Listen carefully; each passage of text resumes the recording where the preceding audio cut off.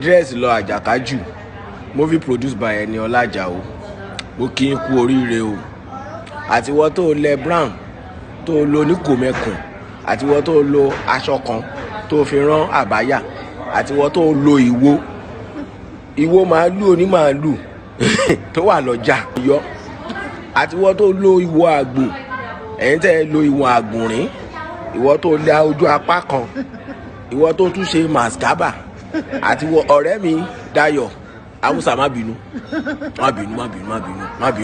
mo mọ̀ pé the first thing tó kọ́kọ́ sọ ni pé ó ń dùn mí, mo dẹ̀ mọ̀ kó dùn ẹ̀, ó dẹ̀ come out, ó ti tán nu ẹ̀ nìyẹn torí ọmọ yé mi rí wọ́ wà.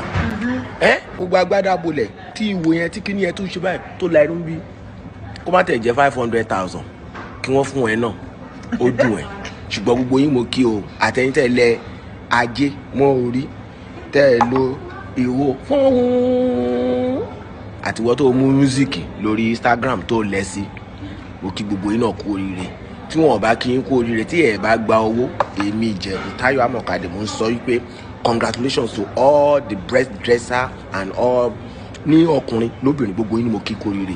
Ẹ celebrate ara yín, èmi náà ṣe kí ni mo celebrate yín. Ẹ máa rántí fídíò yìí o pé mo celebrate yín, ẹ kú oríire. Ẹni tó gbà ti gbà, àwa la mọ nǹkan tá à ń ṣe, àwa la jókòó sínú ilé la sọ pé àwa ta fẹ́ fún àmọ́ ẹni ta fẹ́ fún ṣe gbọ́. Gbà tẹ́ ń lọ lánàá mo fẹ́ sọ fún yín ṣùgbọ́n ẹ gbọ́. Ìwọ tó gbé Uber tí yẹn gba 25,000 gbogbo ẹ̀ la gbọ́ ní DM wa, ẹ má wọrí, ọ̀rọ̀ wà lẹ́yìn ẹ̀.